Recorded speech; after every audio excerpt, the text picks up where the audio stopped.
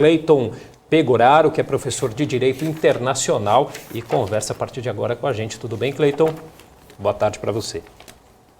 Olá, boa tarde a todos, boa tarde, espectadores do programa, boa tarde. Excelente tarde para você. Vamos lá, então. Olha só, eu queria começar falando sobre a afirmação aí feita recentemente pelo chanceler o Carlos França, né, que disse que a entrada do Brasil aí na OCDE, na Organização para a Cooperação e Desenvolvimento Econômico, vai ajudar ou deve ajudar a destravar a ratificação do acordo entre Mercosul e União Europeia, né? Então eu gostaria de entender um pouco melhor qual que é a relação entre a OCDE e essa negociação entre Mercosul e União Europeia e por que a entrada do Brasil, né, na organização, na OCDE, facilitaria então esse acordo aí com os europeus. Bom, questão da OCDE me parece algo ainda distante. O Brasil tem essa vontade, só que dentre as várias questões que o Brasil precisa enfrentar, a OCDE bate em dois pontos importantes. Questão ambiental, questão de combate à corrupção. E se o Brasil ainda não conseguiu demonstrar de modo eficaz que existe esse combate. Não é governo A, B, C, a questão não é essa. A questão é o Brasil. O governo passa, governos passam. Os governantes passam. A questão é se há uma política de Estado, que é muito importante isso, porque nós temos que distinguir políticas de Estado e políticas de governo. Se há uma política de Estado no combate à corrupção e também questão ambiental. Isso é um entrave importantíssimo, ao meu ver, dentre outros mais. O Brasil teria que cumprir, ao menos atualmente, uns 100 itens de exigências da OCDE. O que eu verificaria num curto prazo, a médio prazo, praticamente impossível, ainda mais em ano eleitoral, enfim. Temos outras prioridades aqui no Brasil, questões internas, inclusive, a serem debatidas. E, em paralelo, essa questão do Mercosul. Lembrar que o Brasil não está sozinho no Mercosul, são os outros países do Mercosul, e a União Europeia tem essa vontade de colocar adiante a questão do Mercosul, esse acordo, esse mega acordo que nós chamamos, né, os mega acordos, e no caso Mercosul-União Europeia. Entretanto, países da União Europeia acabam votando de modo contrário ainda, não tem uma aprovação total com relação ao Mercosul, por conta de políticas internas adotadas, e aí, digo, principalmente na questão ambiental. O acordo, e aí o que pega muito a questão ambiental do ponto de vista internacional. Muitos ficam levando para a Amazônia. Não é questão de Amazônia, é questão de políticas ambientais. E também a fragilidade que nós temos de alguns dos nossos parceiros. Por exemplo, aqui, a Argentina, que encontra-se num momento de fragilidade econômica muito grande. E, ao meu ver, isso seria um entrave também à entrada de um acordo, porque temos que imaginar que os acordos são acordos de mão dupla, não é um acordo de mão única. Tem sempre uma contrapartida. Imaginem que esse acordo prevê a entrada de produtos do agro brasileiro na Europa, ainda mais, de uma forma mais facilitada, mas também prevê a entrada de produtos industrializados europeus, que sabemos, em muitos aspectos, têm qualidade superior a alguns produtos brasileiros. Os produtos brasileiros do agro são de extrema qualidade. Vão de agro, de modo geral, não é? Gado, suíno. Nós também temos o que o Brasil cultiva, soja, arroz, enfim. Esse tipo, milho, esse tipo de produto exportado é de altíssima qualidade, mas de baixo valor agregado. A questão é o contrário. Quando a Europa vier para cá com seus produtos de alto valor agregado, veremos como a indústria brasileira reagirá. Mas isso, repito, longo prazo. Eu arriscaria, no mínimo, mais uns 5 anos, aí a 8 anos, pelo menos. Ok. Cabral? Professor Cabral aqui falando. Deixa eu tirar uma dúvida com você de alguém que não acompanha direito a pergunta que eu vou te fazer. Então, não tem problema nenhum você falar para mim, putz, não tem a menor chance, esquece, e a gente passa para outra pergunta, tá? O quanto o Mercosul é vantajoso para o Brasil? o quanto não seria mais vantajoso, continuo dizendo, eu não entendo nada, você pode falar, tá viajando, esquece teu pensamento. O quanto é mais vantajoso para o Brasil abandonar o Mercosul no prazo que for necessário, tipo Brexit, 2 anos, 3, 4, Y, e fazer parceria diretamente com Estados Unidos, Europa e Ásia. Isso pode ser mais vantajoso do que ter que levar sempre o Mercosul junto? O Mercosul não poderia estar atrapalhando o Brasil para algumas parcerias? Continuo dizendo, eu não entendo nada, pode total liberdade de dizer que estou viajando. Cabral, interessante sua pergunta. Isso é uma pergunta recorrente, não é de quem entende ou não entende. Interessante sua pergunta. Isso é sempre uma questão que vem à tona quando se fala de Mercosul, quando se fala de blocos econômicos de modo geral. Eu ainda entendo, embora muitos colegas, enfim, digam que o multilateralismo está indo para, vamos dizer assim, para um caminho ruim, eu entendo que ainda é importante. Vejamos, não há impedimento que o Brasil faça negociações diretas com a Europa, nunca houve. Então, assim, o fato de participar do Mercosul não impede que o Brasil vá lá e faça um acordo vantajoso, por exemplo, de exportação de carne, sei lá, com a União Europeia. Não tem. A questão é, essas parcerias, o Mercosul ele tem uma importância relevante no cenário local, quando nós falamos, por exemplo, do comércio interno. Se nós olharmos os números, e isso são fáceis de encontrar, vocês vão observar que, basicamente, nós temos 4 grandes players aí. Vamos dizer, nós temos os Estados Unidos, União Europeia e China, do ponto de vista do comércio internacional com o Brasil. Vamos falar de Brasil. O quarto, tirando esses 3, que aí não tem como ir contra, né? União Europeia, você tem um conjunto de países, Estados Unidos, uma potência, China também. Então, do ponto de vista do agro, o país que vem na sequência é a Argentina.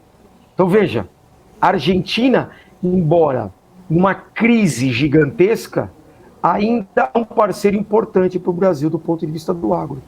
Muitas pessoas às vezes ficam aquela rivalidade, né? Você brinca Brasil, Argentina, futebol, mas não. Mas a Argentina é um player importante. Então, veja, o Mercosul, por exemplo, do ponto de vista de exportação de grãos, do ponto de vista de carne, é importante que haja essa união e também o comércio intrabloco. Nós temos vantagens econômicas do comércio intrabloco e as negociações coletivas, ao meu ver, tendem a ser mais vantajosas em algumas hipóteses. Todas, nem todas. Tanto que o Brasil mantém acordos bilaterais com vários países, independente de Mercosul. Em algumas situações, a negociação coletiva entre blocos, então, Mercosul com a União Europeia, Mercosul com o NAFTA, Mercosul, enfim, com qualquer outro bloco que queiram nomear, é mais vantajosa, ao meu ver, por conta da negociação coletiva e das vantagens que podem se agregar. Claro que depende de uma estabilidade local e que, bom, nesse momento pós-pandêmico, falavam aí há pouco no programa, eu acompanhava aqui nos bastidores, uma questão de taxa de juros, enfim, uma série de coisas, que a pandemia veio para modificar o comércio internacional também. Mas esse momento pós-pandêmico, eu creio que, pós-pandêmico, eu acho que, eu não sei se é um termo correto de usar, estamos ainda em pandemia, né, vamos dizer, tecnicamente, né, não acabou. Mas esse momento que nós estamos vivendo, eu creio que as negociações coletivas ainda sejam o melhor caminho, não impedidos os países de traçarem os seus acordos de modo bilateral. Fechado, obrigado. Muito bom. Acho que a minha pergunta em relação não a Brasil, mas em relação ao mundo, eu queria que você desse a sua opinião, vou jogar uma lenha aqui na fogueira, porque em relação à política do presidente, como você avalia a política do internacional, ou seja, toda essa geopolítica, conflito, essa questão aí como você falou, toda essa relação de comércio internacional, como que está sendo a atuação do presidente Biden na sua avaliação em comparação com o ex-presidente Donald Trump? Bom, nós temos aí claramente Donald Trump, né, tinha uma visão mais nacionalista, isso é fato, né? O Biden, ao meu ver, ele procura, e aí, às vezes, desacertadamente, isso qualquer governante, em maior grau ou em menor grau, faz políticas acertadas e desacertadas. Enfim, isso. Mas o Biden não tem aquela questão belicosa, né? Aquela ideia da guerra. O Trump era mais do enfrentamento. O Trump era uma pessoa mais visceral, usando uma palavra, acho que do dia a dia, né? Então, mais visceral. O Trump tinha relações e não existe uma coisa que a gente aprende em direito internacional. Não existe amizade em direito, em relações internacionais. Não tem amizade, não tem país amigo em direito internacional. Em relações internacionais, não posso dizer. O país, ele é movido por interesses. Então, os Estados Unidos, em alguns momentos, têm interesses e que o presidente vai tentar gerir da melhor forma possível. Biden, na visão de alguns, se mostrou um tanto quanto fragilizado a questão da Rússia, enfim, muitos achavam que deveria ter uma declaração mais forte, algo mais pesado. Por outro lado, o Trump também, nessa ideia de truculência dele, as urnas dos Estados Unidos demonstraram aí a soberania do povo norte-americano. Então, o povo estadunidense que disse, olha, não serve mais para nós, está lá nas urnas. Tentaram contestar, tentaram, enfim, impugnar, mas já foi dado, enfim, foi uma maioria que decidiu modificar um projeto de nação. Para muitos, existe aquela questão da ideia de menos conflito, que isso não é bom, que isso demonstra fraqueza. Eu entendo que não é o caso, enfim, até porque, do ponto de vista de relações internacionais, mais vale a diplomacia do que uma guerra, na minha opinião. Até porque guerra gasta alguns bilhões de dólares, não? Eu acho que nesse momento guerra não seria bom para ninguém. E acho que a diferença, acho que o Biden vai mais para o lado diplomático do que Donald Trump. Biden procura contemporizar. E aí fica ao gosto de cada um. Eu particularmente prefiro a diplomacia à guerra. Mas aí fica ao gosto. Acho que existem falhas, como eu disse, na questão da condução. Talvez colocar melhor a posição estadunidense para esses conflitos internacionais, mas na medida do possível, por ser uma grande potência, qualquer coisa que o presidente venha a falar pode soar como uma provocação, como uma maior instabilidade global. Sabemos que o dólar é uma moeda globalmente utilizada no comércio internacional como meio de conversão, e qualquer palavra do presidente ou qualquer insinuação de uma guerra ou de uma retaliação mais séria poderia vir a refletir negativamente nas finanças dos Estados Unidos e do mundo.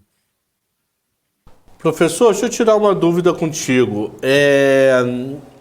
Eu estava conversando com um amigo meu, que também é de relações internacionais, também é da área. Ele comentou uma coisa que eu não tenho como contra-argumentar por falta de conhecimento da área.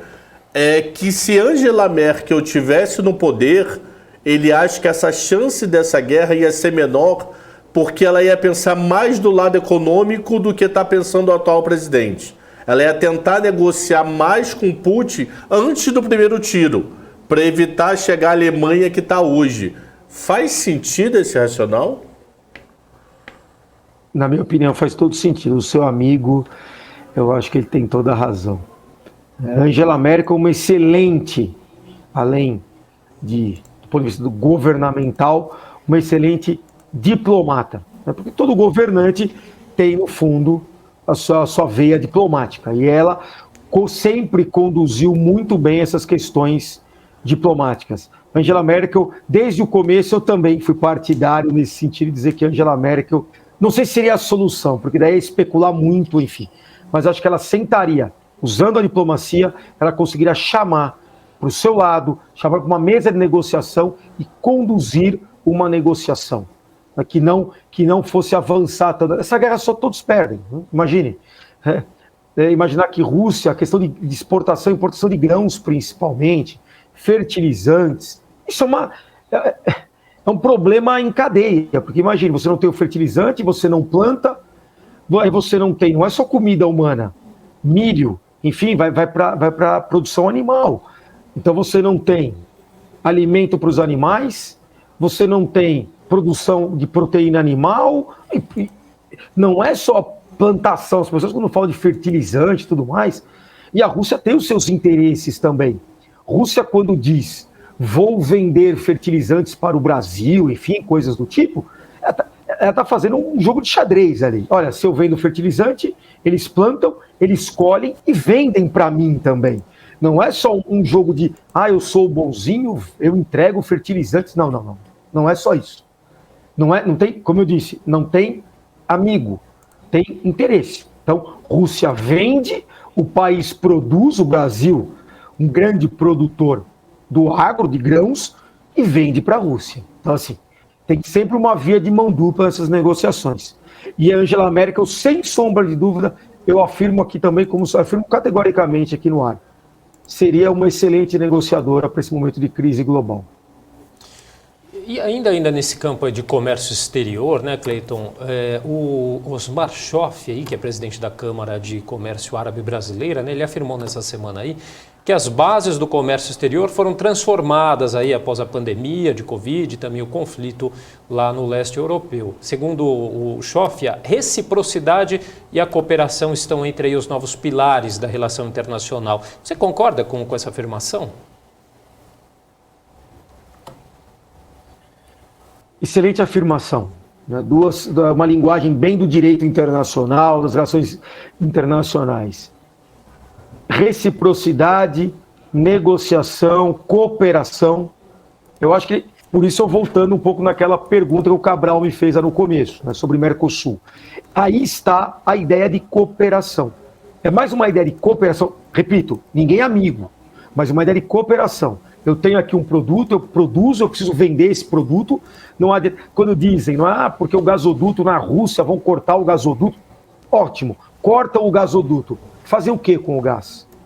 Fazer o que com o gás? Precisam vender. Esse gás tem um valor econômico, isso tem valor, isso tem uma produção, isso tem um entorno, não é? Tecnológico, empregos, gera tributação.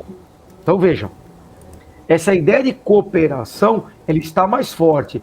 Mas, repito, não é uma cooperação desinteressada, é uma cooperação comercial, o que é muito importante, ninguém precisa ser amigo, precisa ter essa cooperação e essa proatividade no comércio internacional. Então, o oferecimento de produtos, novas tecnologias, novos mercados podem se abrir nesse momento de crise, mas isso sempre nessa visão colocada num sistema de funcionamento de cooperação e de negociação. Claro que para isso temos que ter a presença forte do Estado também.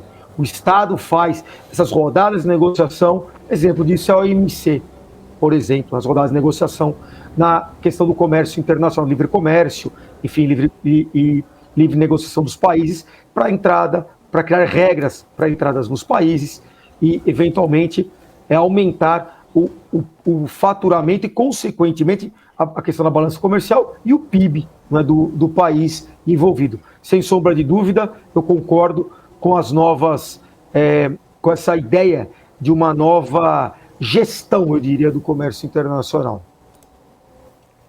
Professor, vamos voltar rapidinho para a guerra. Imagina um sonho dourado.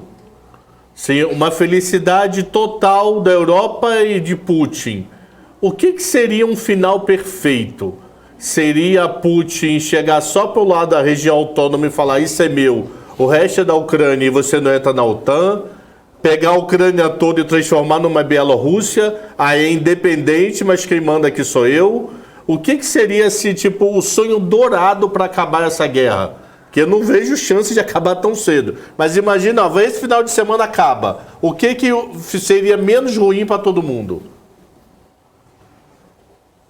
Bom, menos ruim para todos, nem questão de questão autônoma, de separatista também não, isso não seria bom de modo algum. Agregar zonas autônomas não se mostram, no pleno século XXI, algo razoável. A questão seria, vou fazer então já do ponto de vista de um sonho mesmo, né? Uma questão até utópica, é encerrar a guerra e voltar ao que era. Rússia com seu território, Ucrânia com seu território e cessar essa guerra. A questão é muito maior do que isso. Então, assim, a partir do momento que você retira parte do território da Ucrânia, isso no futuro poderá gerar conflito, gerar animosidade, porque vai estar sempre ali naquele território, aquele pedacinho ali de território se transformar numa área de conflito permanente. E isso não é bom para ninguém. Ficaremos com uma guerra eterna. Eu acho que, do meu ponto de vista, falando do ponto das premissas do direito internacional, pelo século XXI, a questão da não intervenção, a ideia de cooperação, a ideia de paz, seria retornar, encerra, retorna a Ucrânia, Rússia, mas isso, obviamente, fica no campo da utopia, no campo do sonho. Rússia vai tentar, de fato, ficar no mínimo com essa área autônoma. E isso vai gerar conflitos e conflitos e mais conflitos. Eu não vejo, só estamos perdendo, digo nós, enfim, população de modo geral, alguém está ganhando com esse conflito. Ainda não sei quem é, mas saberemos no futuro próximo quem ganha com esse conflito. Professor, eu tenho aqui duas notícias que foram divulgadas ao longo dessa semana. Eu queria a sua opinião, falando sobre a guerra, tá? Um comandante checheno, né, chamado aqui Alodinov, ele disse que o próximo passo da invasão russa é a conquista de Donetsk, né, na Ucrânia, onde eles já estão, é o foco do conflito agora, e depois Kiev e finalmente Varsóvia, capital da Polônia, que a gente sabe que está dentro da OTAN. Abrindo aspas, ele disse: com uma pequena fração das nossas tropas, sem qualquer esforço da nossa parte, colocamos a Europa de joelhos. Fecha aspas. E uma outra notícia também, só para a gente implementar aqui, tem um outdoor, um cartaz publicitário na Rússia, escrito em russo, claro, o Alasca é nosso. Essa semana, um deputado russo disse no discurso no parlamento que a próxima operação especial da Rússia será para retomar o Alasca. Então foi mais umas falas, inclusive até outros comentários, outras falas, dizendo que caso tenha um programa russo, né, muito conhecido lá, um programa estatal também, comentaram lá dentro, um político também comentou, se não lembro o nome, não sei se você também viu isso, dizendo que caso tenha uma guerra nuclear, qual seria o primeiro alvo? E esse político disse que poderia ser Londres. Então, assim, tem várias coisas assim, Londres, podia ser o Alasca, mas só quero dizer o seguinte: tem chances claras, na sua opinião, que você tem esse conhecimento, de essa guerra ir além da Ucrânia? Essa é a minha pergunta, porque tem todas essas notícias que aparecem, muita gente sabe que é boato, tem muita coisa que a gente tem que separar, né, o fato das coisas, mas eu quero saber, tem essa real chance de acontecer? Essa é a pergunta. Ou é jogar pra torcida? Bravata, jogar pra torcida, você acabou de dizer, na TV estatal russa, enfim. É um programa que nós sabemos como funciona o governo russo, tem o viés, jogando para um público. Isso, está jogando para o público que quer ouvir, que está tudo bem, que eles são o máximo. Veja, essa questão da Ucrânia, a Rússia tenta demonstrar para o mundo que ela não perdeu a força que ela já teve no passado. Então ela perdeu essa força. Rússia, é só olhar o PIB da Rússia. Veja lá, um país com aquela dimensão continental, o PIB dela. Então assim, veja, a Rússia tenta jogar com palavras, a questão do pós-verdade, né, que a gente já sabe como funciona isso. Estou ali no grupinho de WhatsApp da família, não é o pós-verdade. Aconteceu isso, não vejo chance. E se tiver um desatino, tentar algo contra a Polônia, o que eu acho remotíssimo, mas sim, chance menor que 5% de isso acontecer, a OTAN agirá. Bom, porque a Rússia tem foguetes nucleares, vai explodir o mundo inteiro, é isso? Então vamos nos preparar para a invasão das baratas, né? Em volta dos dinossauros, sei lá o que vai acontecer. Uma guerra nuclear? Não acho. O interesse econômico é muito maior do que o interesse bélico. Isso é uma bravata. Isso é para mostrar um poder que já não existe mais. Isso é para mostrar algo que a Rússia já não é faz muito tempo. Então vejam, eles tentam falar isso, imaginem atacar Londres. Isso é um absurdo. Imagine atacar a Polônia. Também, se quisesse atacar a Polônia, já teria atacado. A Rússia tem exército para isso. Teria atacado. Não sei se invadido, mas lançado foguete, enfim, uma pequena invasão com alguma tropa, já teria feito. Não fez porque tem motivos, porque sabe o poder da OTAN. Aí a OTAN tem, dentro do seu acordo, claramente, atacou um membro da OTAN, todos os países membros se voltam contra quem ataca. Acho que ninguém gostaria de uma guerra contra potências como Inglaterra, Alemanha, Estados Unidos, enfim. Acho que não vem ao caso. Só se Vladimir Putin estiver no momento de demência profunda. Não sei se é o caso também.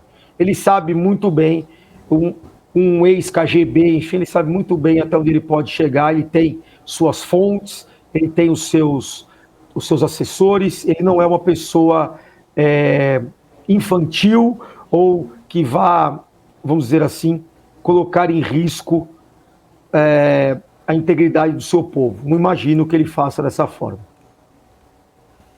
Perfeito. Alex, tem mais uma... Não, tá ótimo, respondeu muito bem, exatamente. Tá. Então, o Cleiton, só retomando um pouquinho aquela questão que a gente falava aqui do acordo entre Mercosul e União Europeia, né? Eu queria entender um pouquinho melhor aí, só para a gente fechar, o que emperra aí essa negociação que se arrasta, né, há décadas? E levando mais para o aspecto aí do Brasil, a gente falou, você chegou até a citar um pouquinho a questão ambiental, o quanto isso tem peso aí para essa negociação e quais outros fatores aí influenciariam aí nesse acordo? Bom, a bola da vez é a questão ambiental. Isso já foi colocado pela França, de modo bem claro. França é um player importante na União Europeia. A Alemanha também colocou a questão do meio ambiente. A questão ambiental. A questão ambiental está de mão dada, anda de mãos dadas com a questão do agronegócio. Não estou dizendo que é prejudicial ou não é isso.